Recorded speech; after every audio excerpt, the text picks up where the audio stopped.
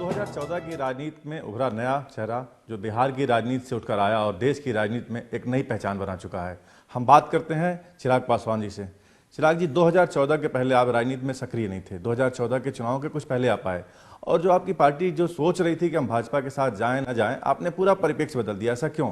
देखिए, जब मैं राजनीति में सक्रिय हुआ और चर्चाएं उस दौर में शुरू हुई, उस वक्त हम लोग यूपीए के साथ थे और हमारी पार्टी के राष्ट्रीय अध्यक्ष माननीय रामविलास पासवान जी रहना चाहते थे यूपीए के साथ। उनकी एक लगाव था उस गठबंधन में और काफ़ी समय तक रहे थे। बहरहाल, पर जिस तरीके की परिस्थितियां उस वक्त बनती रहीं, कांग्रेस के शीर्ष नेताओं के साथ हम लोगों का संपर्क सीधे नहीं हो पा रहा था। चाहकर भी, कोशिश करने के बावजूद भी राहुल जी से मुलाकात नहीं हो रही थी। और मेरा मानना ये था कि हम लोग एक छोटी रीजनल पार्टी है, ज़रूरी है हमें समय रहते समीकरण पर एक क्लैरिटी होना, समय रहते सीटों को लेके क्लैरिटी होना, ताकि हमारे नेता अपनी अपनी चुनाव की तैयारियों में लग जाए। Last minute as a national party हम लोग सीधा जाके कैंडिडेट्स अनाउंस नहीं कर सकते, हमें तैयारी करने की ज़रूरत है छोटी रीजनल पार्टी होने के नाते। तो ये क्लैरिटी नहीं आ रही थी। दूसरा, मेरा एक व्यक्तिगत एक बहुत बड़ा रिजर्वेशन था कि मैं अपनी राजनीतिक भविष्य की शुरुआत लालू जी के साथ नहीं करना चाहता था। Lalu ji, with all due respect, but अब आप उनको बेनिफिट ऑफ डाउट भी नहीं दे सकते हैं, कन्विक्टेड हैं, सज़ा उनको हो चुकी है। मैं एक ऐसी छवि के व्यक्ति के साथ अपनी राजनीतिक शुरुआत नहीं करना चाहता था जहां पर मैं जिस मन से खड़ा होकर मैं भ्रष्टाचार के खिलाफ बात करूं या मैं करप्शन के खिलाफ यंगस्टर हूं। इन सारी चीज़ों से मैं व्यक्तिगत तौर पर फील करता हूं कि करप्शन ही सबसे मूल कारण है, हमारा देश आज तक उस स्तर तक तरक्की नहीं कर पाया। तो जब इन बातों को मैं लालू जी के साथ मंच साझा करके बोलता तो मैं खुद में ऑनेस्ट फील नहीं कर रहा था। तो वो एक दूसरा बहुत बड़ा कारण था कि मैं उस अलायंस में कंफर्टेबल नहीं था। बहरहाल, पार्लियामेंट्री बोर्ड का यह डिसीजन था और हमारे राष्ट्रीय अध्यक्ष ने उस डिसीजन को सम्मान दिया और भारतीय जनता पार्टी के साथ और एनडीए का हिस्सा बनने का जो निर्णय था वो अंतोगत्वा सही भी साबित हुआ। बिहार की राजनीति की बात करें तो पिछले 2 दशक से या 3 दशक से वो जेपी मूवमेंट से जुड़े हुए 3 लोगों को, नीतीश जी, लालू और रामविलास जी के इर्द गिर्द ही घूमती है। शरद जी कहीं ना कहीं दिल्ली चले आए, तो आप कहाँ पाते हैं रामविलास पासवान जी को इन तीनों के बीच में? देखिए, तीनों के एक अपनी अपनी राजनीतिक उतार चढ़ाव रहे हैं। तीनों का एक अपना लंबा राजनीतिक करियर रहा है। अगर मैं अपने पिताजी की बात करूं तो लगभग 47-48 साल हो गए उनको सक्रिय तौर पर राजनीति में रहे हुए। तो एक बहुत लंबा एक अरसा रहा। जेपी आंदोलन में बहुत सक्रिय रूप से वो जुड़े रहे। उस छात्र राजनीति से ये उभर के निकले थे। तो बहरहाल, उसके बाद राजनीति ने भी कई मोड़ लिए। बहुत से ऐसे मोड़ आए जहाँ पर चिंताएं रहीं एक गठबंधन के साथ, फिर उस गठबंधन के साथ लगाव भी हुआ। जब इमरजेंसी का दौर था, सबने कस्में खाई थी कि कांग्रेस के साथ कभी नहीं जाएंगे, बट विभिन्न समय में ये तमाम नेता उसका भी हिस्सा रहे। बहरहाल, परिस्थितियां बदलती है राजनीति में, बट सबसे ज़्यादा ज़रूरी क्या है कि आप अपने सिद्धांत पर अडिग रहें। मैं अपने राष्ट्रीय अध्यक्ष की बात करूं, जिस तरीके से दलितों को लेकर, मुस्लिमों को लेकर, गरीब वर्ग से आते हुए लोगों को लेकर जो इनके सिद्धांत रहे, जो इनकी नीतियाँ रही हैं, उनके लिए संघर्ष जो इनका रहा है, वो मैंने निरंतर देखा है। लेकिन राजनीति में बात मानी जाती है, कहावत है कि रामविलास पासवान जी और अजीत सिंह, दो लोग सत्ता के बिना नहीं रह पाते हैं। इस बार अजीत सिंह चूक गए हैं, लेकिन जब तक रामविलास पासवान जी पिछले 2 दशक से हमेशा उसी पार्टी के साथ रहते हैं, इसके बाद सत्ता है। देखिए, मैं इसको दूसरे तरीके से देखता हूँ। मुझे लगता है कि शायद सत्ता इनके बिना नहीं रह सकती। आप इतिहास गवाह रहा है, आप कोई भी अलायंस देख लीजिए। हमारे राष्ट्रीय अध्यक्ष ने या हमारी पार्टी ने, लोक जनशक्ति पार्टी को आज 16 साल हो गए हैं। 2000 में पार्टी बनी थी और 2000 से लेकर आज तक आप देख लीजिए, हम लोगों ने कभी भी पोस्ट पोल कोई अलायंस नहीं किया। ये इल्ज़ाम आप हम पे तब लगा सकते थे जब हम लोगों ने देखा कि भैया इसकी सरकार बन रही है, अब आप इसका हिस्सा बनिए। माना जाता है कि वो राजनीति के भविष्यवक्ता हैं, उनकी जो भविष्यवाणी है, जो आकलन है, बहुत सटीक होता है उनका। इसको पता नहीं, इसको आप क्रिटिसिज्म कहेंगे या कॉम्प्लीमेंट कहेंगे, मैं इसको कॉम्प्लीमेंट के तौर पर लूँगा।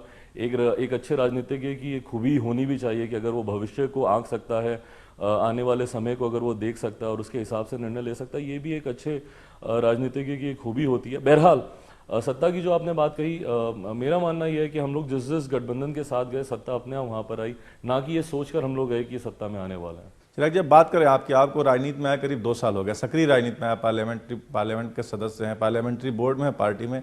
2 साल में आप क्या अनुभव करते हैं? राजनीति में आने का फैसला सही था, गलत था फिल्मों से? नहीं, बिल्कुल सही था।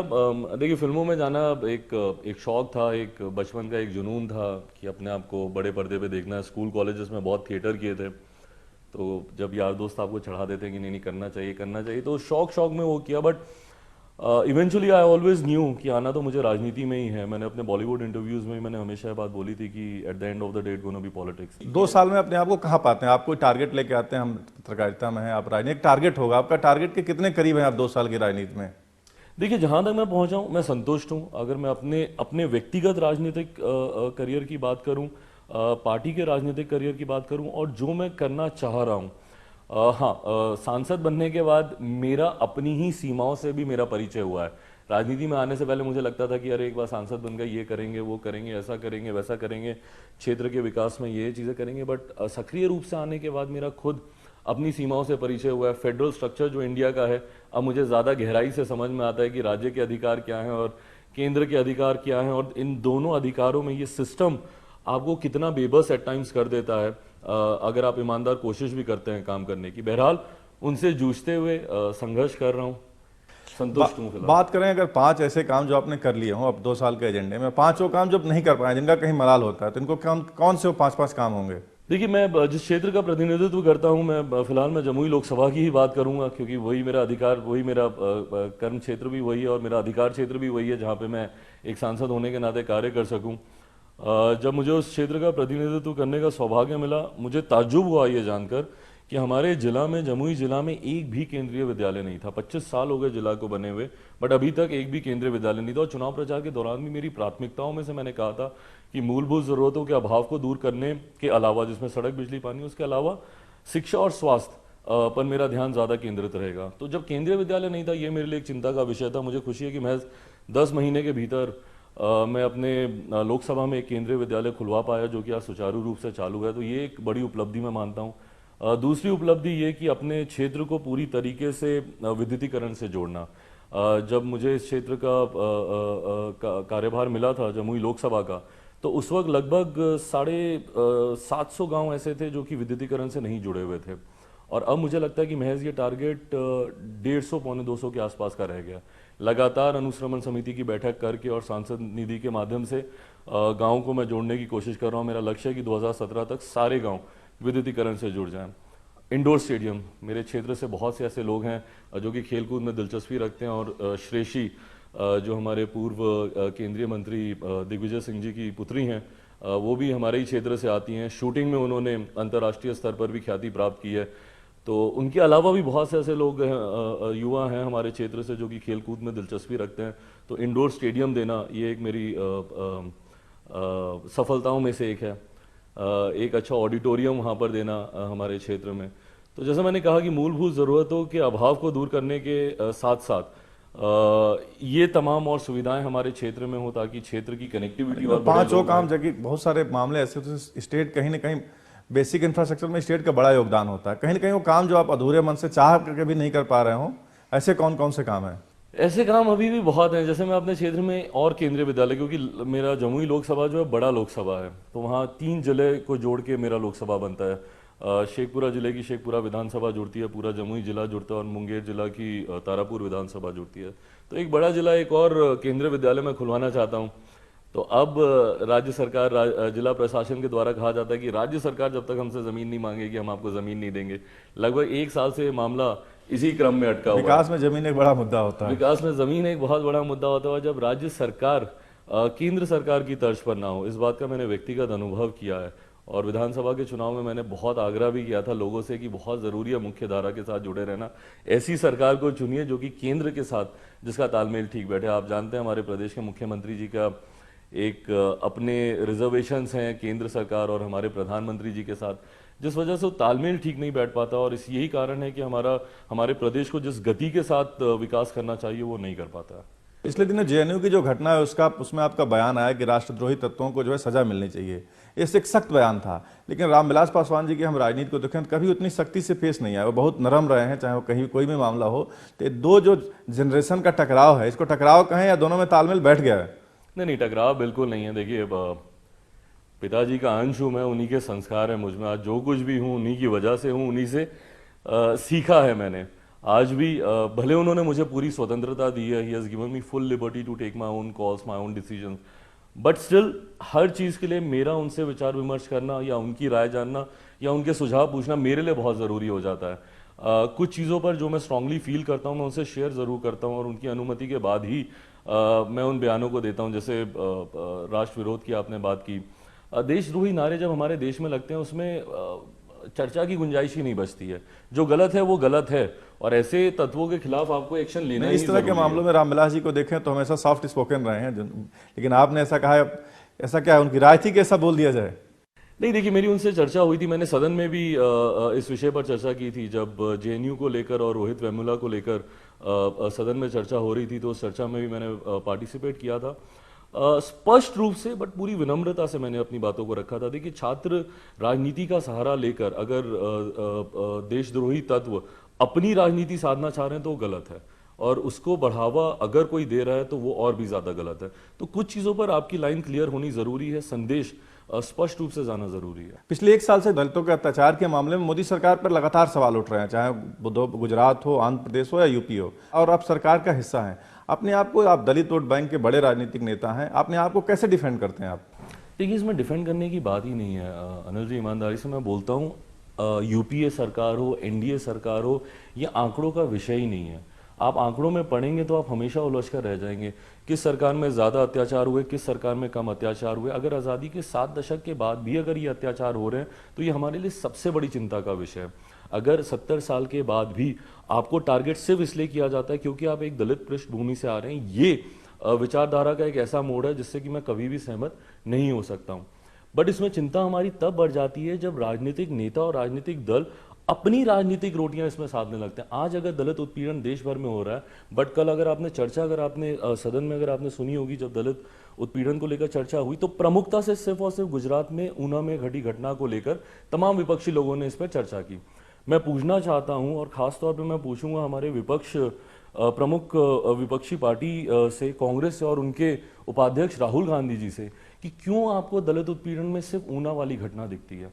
ऊना में जो हुआ बहुत बुरा हुआ, आप वहां पर गए, बहुत अच्छा आपने किया। आप रोहित वेमुला के समय आप हैदराबाद सेंट्रल यूनिवर्सिटी भी गए, बहुत अच्छा किया। पर क्या आपको बिहार में हो रही घटनाएं नहीं दिखती? यहाँ पर 4 दलित युवकों को मारा गया ऊना में, वहां पर आप गए, बहुत अच्छा किया। बट यहाँ पर जब सैकड़ों दलित युवकों को जब मारा गया 3 तारीख को पटना में गांधी मैदान के सामने, वहां पर आप क्यों नहीं जाते हैं? बिहार में एक के बाद एक इतनी शर्मनाक घटनाएं हो रही हैं। पिछले दिनों मुजफ्फरपुर की घटना, 2 दलित युवकों को जबरन पकड़कर उन पर यूरिनेट किया गया। ऐसी शर्मनाक घटनाएं हो रही हैं, वहां पर राहुल गांधी क्यों नहीं जाते? क्यों? क्योंकि वहां पर उनकी सरकार है। तो वो दलित उत्पीड़न नहीं है उनके लिए दलित उत्पीड़न से वही है जो कि प्रधानमंत्री जी के गृह राज्य में। कल हम अगर लोकसभा की कार्रवाई देखें, दिन भर जिस दिन दलित मुद्दों पर चर्चा होनी थी, कहीं न कहीं नेताओं के लिए दलित उत्पीड़न एक जो है मजाक बन गया, क्योंकि कल लोकसभा में संख्या देखें तो उतनी कम संख्या बहुत ही कम रहती है। कोई भी राजनीतिक दल हो, या वो जो पार्टी भाजपा हो या कांग्रेस हो, किसी के सदस्य वहां पे मौजूद नहीं थे। ऐसा क्यों थे? एक समय तो ऐसा भी था जी जब कोरम भी पूरा नहीं था। तो बहरहाल ये अपने में दिखाता है गंभीरता। सबसे ज्यादा दलित समुदाय का नुकसान ऐसे राजनीतिक दल और ऐसे राजनीतिक नेताओं ने ही किया है जो अपने आप को दलित वर्ग का हिमैती संरक्षक सबसे ज्यादा दिखाने की कोशिश करते हैं। और जिसमें मैं किसी पर्टिकुलर व्यक्ति या किसी पर्टिकुलर पार्टी को दोष नहीं दूंगा। अगर आप ईमानदारी से, 7 दशक हो गए, मुझे नहीं लगता कि शायद कोई भी ऐसा सेशन या कोई भी ऐसा साल गया होगा जब दलित उत्पीड़न को लेकर चर्चा नहीं हुई। बट हुआ क्या? कुछ नहीं हुआ। आज तक भी दलित उत्पीड़न वैसे का वैसा ही कायम है। जब तक इस पे समाज की मानसिकता नहीं बदलेगी, एक मेंटल मेकओवर नहीं होगा, तब तक कुछ नहीं बदलने वाला। और जब तक ये ऐसे राजनीतिक दल, ऐसे राजनीतिक नेता जो सिर्फ और सिर्फ अपनी राजनीतिक रोटियां सेकेंगे, जो चिन्हित कर कर ऐसे दलित उत्पीड़न के मुद्दे उठाएंगे जो कि उनकी राजनीति को सूट करते हैं, तब तक ये बदस्तूर जारी रहेगा। 7 दशक में आप किसको जिम्मेदार मानते हैं? बार बार आप बता रहे हैं 7 दशक तो हो रहा है। कई बार आपकी पार्टी सरकार में रही, यूपीए के साथ भी रही है, और कई बार रामविलास पासवान जी मंत्री रहे हैं केंद्र सरकार में। तो किसको जिम्मेदार मानते हैं? उन्होंने अपनी जिम्मेदारी ईमानदारी से निभाई। देखिए ये अगर आप इसको सिर्फ सरकारों पर छोड़ देंगे, अगर आप इसको सिर्फ राजनीतिक नेताओं पर और राजनीतिक दलों पर छोड़ देंगे, मुझे लगता है यहाँ पर भी ये गलत है। ये पूरे सिस्टम का, और जब मैं सिस्टम की बात करता हूँ, हमारे पूरे समाज का हर एक व्यक्ति का इसमें योगदान होने की जरूरत है। जो मैं मेंटल मेकओवर की बात करता हूँ, मानसिकता बदलने की जरूरत है। ये सिर्फ हमारी संसद से आए नहीं, ये हमारे परिवारों से भी आनी जरूरी है।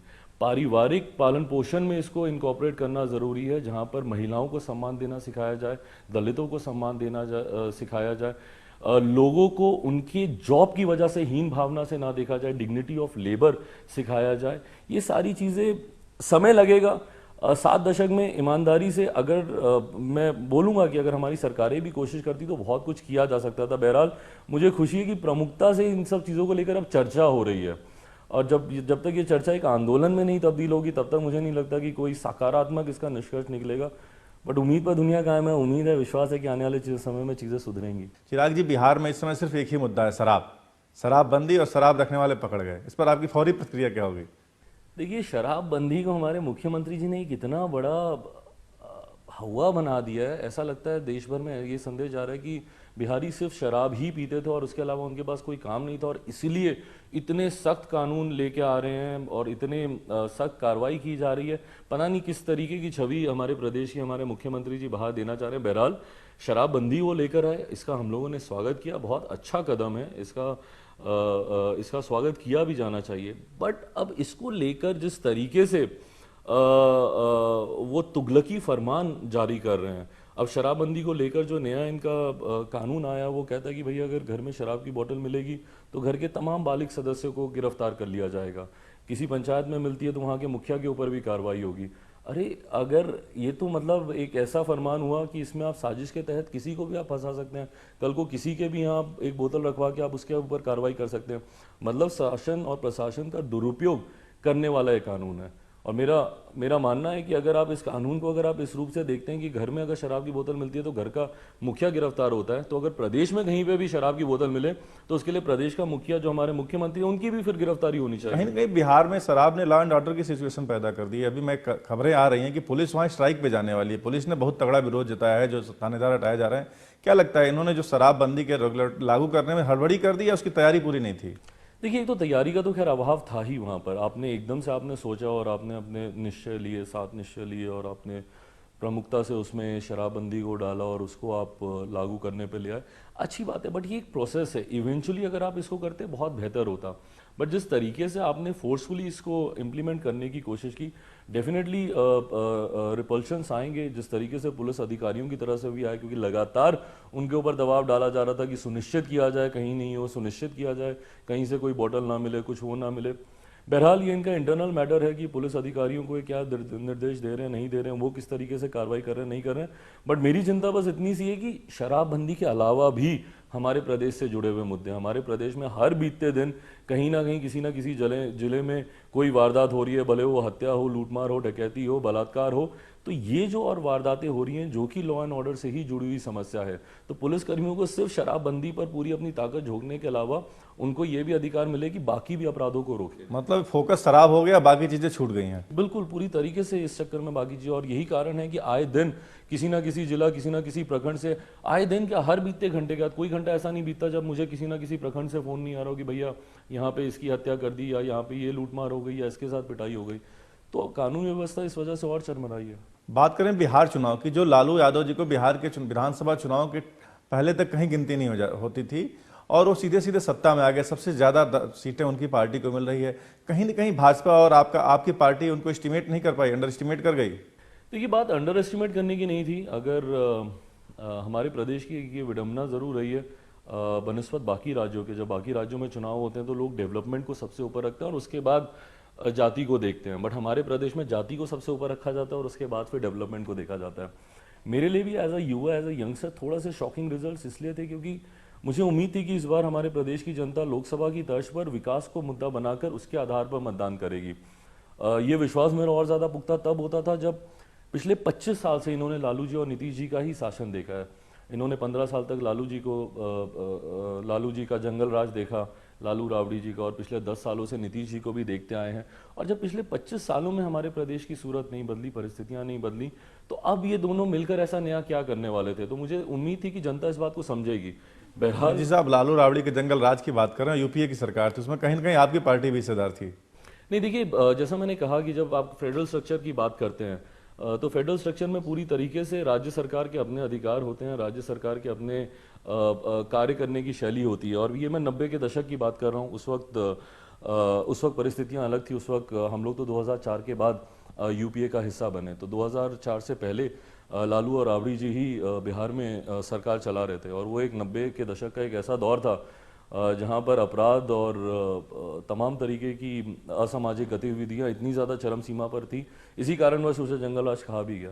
बट बहरहाल जब वही दौर आज की तारीख में वापस आता है तो ये हमारे लिए चिंता का विषय बनता है कि जनता ने उन्हीं लोगों को वापस से चुन लिया जिन्होंने 25 साल कहीं ना कहीं एक साल में परिदृश्य बदल गया। एक साल पहले उस जनता ने मोदी जी के और आपकी पार्टी को विकास पे वोट दिया, एक साल में वो जाति पे चली गई। कहीं ना कहीं आप जनता की नब्ज पहचानने में गलत कर गए। देखिए, चूक तो डेफिनेटली हम लोगों से कहीं ना कहीं हुई, नहीं तो परिणाम कुछ और होते। इस बात को मैं बहुत विनम्रता से कबूल करता हूँ कि चूक कहीं ना कहीं रही। बहुत से कारण, किसी एक कारण को मैं बोलूँ कि ये दोषी है, वो सही नहीं होगा। कलेक्टिवली बहुत से ऐसे कारण थे जो कि रिस्पॉन्सिबल रहे इस तरीके के परिणामों के लिए। बहरहाल पार्टी ने और हमारे गठबंधन ने आपस में बैठकर इसके ऊपर विचार विमर्श भी किया, मंथन भी किया, और आने वाले समय में हम लोग ज़्यादा सतर्क रहेंगे और बेहतर रणनीति के साथ उतरेंगे। बात करें आपकी पार्टी में, तो कहीं ना कहीं आपकी पार्टी में परिवार भारी है। परिवार के काफ़ी लोग आपकी पार्टी में सक्रिय राजनीति में हैं, उसके कारण जो भी हो। लेकिन इस चुनाव के पहले आपके परिवार में भी विद्रोह हुआ, ऐसा क्यों? देखिए, परिवार में विद्रोह वाली बात नहीं है, हर किसी की महत्वाकांक्षाएं होती हैं। डेफिनेटली हमारे ऊपर परिवारवाद का आरोप लगता है, बट मैं ईमानदारी से बोलता हूँ अनिल जी, इससे बेहतर मैंने कुछ देखा नहीं, जाना नहीं, समझा नहीं, मैं और क्या कर सकता हूँ। ठीक है, तो ये कारण होता है कि आप बाय डिफ़ॉल्ट, आप अपने फादर को जिस क्षेत्र में काम करता हुआ देखते हैं, बाय डिफ़ॉल्ट आपकी रुचि उस क्षेत्र में हो जाती है। तो ये कारण मेरा रहा, हमारे परिवार के बाकी सदस्यों का रहा। बट चुनाव के वक्त केंद्रीय संसदीय बोर्ड का अध्यक्ष हूँ, उस नाते जिम्मेदारी मेरे ऊपर भी थी टिकट बांटने को लेकर, और मैं इस बात को थोड़ा सा कॉशियसली डील कर रहा था कि परिवार के बहुत ज़्यादा सदस्यों को टिकट ना मिले, और ऐसे हमारे पुराने कार्यकर्ता जो कि पार्टी के साथ दिन रात मेहनत किए हैं, जिन्होंने अच्छे बुरे दिनों में पार्टी का झंडा उठाया है, उनको आगे आना चाहिए। तो इस चीज़ों को लेकर थोड़े से डिफरेंसेस थे। बहरहाल रात गई बात गई, सॉर्ट आउट हो गई हैं चीज़ें। बिहार की राजनीति में अगर राजनीतिक विरासत देखें तो 3 युवा चेहरे हैं, तेजस्वी, तेज प्रताप और आप। तेजस्वी उप मुख्यमंत्री हैं और आप सांसद। दोनों की तुलना करें तो आप कहाँ पाते हैं दोनों को? दोनों की तुलना करने की ज़रूरत ही नहीं है, दोनों का अलग अलग कार्य क्षेत्र है। वो राज्य में एक उप मुख्यमंत्री की भूमिका में है, उनके अधिकार क्षेत्र बहुत ज़्यादा हैं बनस्पत मुझके, मेरे तो अधिकार क्षेत्र से मेरी लोकसभा तक सीमित है। उनकी जिम्मेदारियां बहुत ज़्यादा हैं, राज्य सरकार का हिस्सा हैं, सेकेंड इन कमांड है वो राज्य सरकार में, चाहें तो बहुत कुछ कर सकते हैं, और उम्मीद है मुझे उनसे, राजनीति को इसमें नहीं जोड़ूंगा, उम्मीद है कि जो भी कार्य करें हमारे प्रदेश के विकास के लिए करें। आप देखें, एक चेहरे, आप लोग एक उम्र के आसपास होंगे, आपस में आप लोगों की बातचीत कैसी है? बातचीत होती है? देखिए, तेजस्वी मेरे छोटे भाई के समान है, और जब भी मैं उनसे मिलता हूँ उन्हें ढेर सारी शुभकामनाएं देता हूँ। छोटा भाई अच्छा करता है तो बड़े को खुशी होती है। हमारे मीडिया के माध्यम से कोई सुझाव तेजस्वी जी के लिए? नहीं, जो कर रहे हैं ठीक कर रहे हैं, बट हाँ, बहुत कुछ करना अभी बाकी है, इस बात का एहसास हमेशा होना चाहिए। और तेजस्वी के पास खैर अनुभव की कमी है, इसीलिए मैं बार बार ज़्यादा आग्रह हमारे मुख्यमंत्री जी से करता हूँ, नीतीश जी से करता हूँ। उनके ऊपर जिम्मेदारियाँ बहुत है और उनको अनुभव बहुत है कार्य करने का, तो अपने अनुभव का उपयोग कर कर इस बार कम से कम 10 साल के बनस्पत इस साल कम से कम प्रदेश के विकास की चिंता करें। आने वाले विधानसभा चुनाव की बात करें तो उत्तर प्रदेश में विधानसभा चुनाव होने हैं, वहाँ दलित एक बहुत बड़ा वोट बैंक है जो अब तक पिछले कई दशकों से मायावती कब्जे में है। उस वोट बैंक के लिए आपकी पार्टी ने कई बार प्रयास किया, लेकिन अभी यूपी में उसका विस्तार नहीं हो पाया। आगे कोई रणनीति है आपकी यूपी के चुनाव के लिए? देखिए, अभी बहुत जल्दी है किसी भी रणनीति को लेकर खुलासा करना, क्योंकि अभी चुनाव अगले साल की शुरुआत में होने वाले हैं। बहरहाल हमारे गठबंधन केंद्र में, हम लोग एनडीए का हिस्सा हैं, केंद्र में हमारी एनडीए के साथ हम लोग गठबंधन में हैं। विधानसभा के चुनाव में ये गठबंधन कैसे ज़मीन पर उतरता है, इस पर अभी औपचारिक बातचीत होना बाकी है। तो जब तक इस पे गठबंधन के भीतर कोई निर्णय नहीं होता, सार्वजनिक तौर पर इसकी चर्चा करना उचित नहीं। आपकी क्या योजना को विस्तार करेंगे? चुनाव लड़ेंगे कि नहीं लड़ेंगे? देखिए, जैसे मैंने कहा कि बहुत जल्दी होगा, इस पर कोई भी टिप्पणी करना। बिहार में हमारी पार्टी का संगठन मजबूत है, और क्योंकि उत्तर प्रदेश बिहार से सटा हुआ हिस्सा है, खासतौर पर उत्तर प्रदेश का पूर्वांचल का हिस्सा बिहार से बहुत ज़्यादा सटा हुआ है, तो हमारा संगठन मजबूती से वहाँ पर भी मौजूद है। अब वो किस भूमिका में चुनाव में उतरेगा, एज अ सपोर्टिंग पार्टनर उतरेगा या चुनाव लड़ने के तौर पर सक्रिय रूप से उतरेगा, ये अभी निर्णय ना पार्टी के भीतर हुआ है ना गठबंधन में हुआ है। पिछले एक मोदी सरकार की बात करें तो मोदी सरकार ने दलितों के लिए काफ़ी काम किया है। अगर SC/ST एक्ट में संशोधन की बात करें या लगातार चर्चा कर रहे हैं, ऐसे में दलित उनका एक बहुत बड़ा वोट बैंक होगा। ऐसे में अपने आप को आप कहाँ देखते हैं एनडीए का चेहरा होते हुए? देखिए, मुझे खुशी है कि आज की तारीख में हम लोग एक ऐसी सरकार का हिस्सा हैं, और मैं इसके लिए विशेष तौर पर धन्यवाद हमारे प्रधानमंत्री जी को देना चाहूँगा कि दलितों के लिए खासतौर पर और एक ऐसे समाज के लिए जो कि गरीब वर्ग से आता है, उसके लिए जितना इन्होंने किया, मुझे नहीं लगता कि शायद आज तक की किसी भी सरकार ने इस वर्ग के लिए इतना किया होगा। भले वो मुद्रा योजना से जोड़ने की बात हो या स्टैंड अप योजना जो कि खास तौर पर दलित एंटरप्रेन्योर्स को आगे बढ़ाने को लेकर हो, जहाँ पर सिर्फ आप जॉब सीकर्स नहीं हो बल्कि आप जॉब गिवर्स भी आप बने, आप नौकरी देने की आप हैसियत में आए, उस स्तर पर आपको लेके जाने की बात ये योजना करती है। तो जिस तरीके से एक के बाद एक योजनाएं खास तौर पर दलित समाज के लोगों के लिए आई, देखिए जब तक आर्थिक स्थिति समाज की नहीं सुधरेगी, जब तक आर्थिक तौर पर ये समाज सक्षम नहीं बनेगा, तब तक सामाजिक तौर पर इनको समानता मिले या सम्मान मिले ये सोचना भी दूर की बात है। तो आर्थिक तौर पर सक्षम बनाने के लिए मोदी सरकार ने जितने कार्य किए हैं उसके लिए मैं धन्यवाद जरूर दूंगा। बात करें चिराग पासवान की, तो सिनेमा से चिराग ही राजनीति में आते हैं। एक ग्लैमर की दुनिया, सुबह स्मार्ट लोग, अच्छे कपड़े बने हुए लोग, यहाँ गरीब जनता, दोनों में क्या अंतर पाते हैं आप? अंदर कोई नहीं है, इस क्षेत्र से मैं ज़्यादा रिलेट कर सकता हूँ बनिस्बत मेरे पिछले प्रोफेशन के, जो कि मेरे लिए एक पूरा नया क्षेत्र था। पूरा माहौल नया था, पूरा एम्बियंस नया था। उस क्षेत्र से मेरा दूर दूर तक ना मेरा ना मेरे परिवार के किसी सदस्य का लेना देना था। बहरहाल एक शौक था, इसलिए मैं वहाँ पर गया था, जैसा मैंने कहा। बट हाँ, ये अनुभव मेरा ज़रूर रहा कि रियल लाइफ और रियल लाइफ में सही में बहुत ज़्यादा डिफरेंसेस होते हैं। वहाँ पर आपको रीटेक्स के मौके मिलते हैं, यहाँ पर आपको एक ही बार में परफॉर्म करना, नहीं तो जनता आपको दोबारा मौका नहीं देगी। वहाँ पर रिएक्शन के लिए आपको फ्राइडे का वेट करना पड़ता है, यहाँ पर जब आप मन से कुछ बोलते हैं तुरंत आपको रिएक्शन मिलता है। तो यहाँ पे ज़्यादा अपनापन फील होता है। कंगना रनौत जैसी बड़ी अभिनेत्री के साथ डेब्यू, और उसके बाद इतनी जल्दी वापसी, ऐसा क्यों? देखिए खैर, वैसे ईमानदारी से मैंने नहीं सोचा था कि मेरी इतनी जल्दी वापसी होगी। मुझे खुद लग रहा था कि 5-6 साल और हैं मेरे उस इंडस्ट्री में, और पहली फिल्म की थी। मुझे उम्मीद थी कि आने वाली 2-3 और फिल्में करता, जो कि मेरे हाथ में थी भी उस वक्त। तो मुझे था कि कहीं ना कहीं मैं डिसेंटली अपने आप को वहाँ पे सेट कर लेता। बट परिस्थितियाँ बीच में कुछ ऐसी हुई। My father wasn't really well in between, so I was just trying to cover up for his absence. और वो कवर अप करते करते मैं खुद कब इतना सक्रिय हो गया मुझे खुद ही नहीं एहसास हुआ। तो हाँ, इतना सडन आना मैंने खुद नहीं सोचा था, बट जो होता है। ज़्यादा मजा कहाँ आया यार, फिल्म में या राजनीति में? 100% राजनीति में। जैसा मैंने कहा, मेरा कंफर्ट जोन है। मतलब आई फील एट होम जब मैं राजनीतिक क्षेत्र में होता हूँ। लोगों के लिए काम करने से बड़ी संतुष्टि और कुछ नहीं हो सकती है। चिराग जी, आपने आया, हमारे सवालों का जवाब दिया, बहुत बहुत धन्यवाद। Thank you.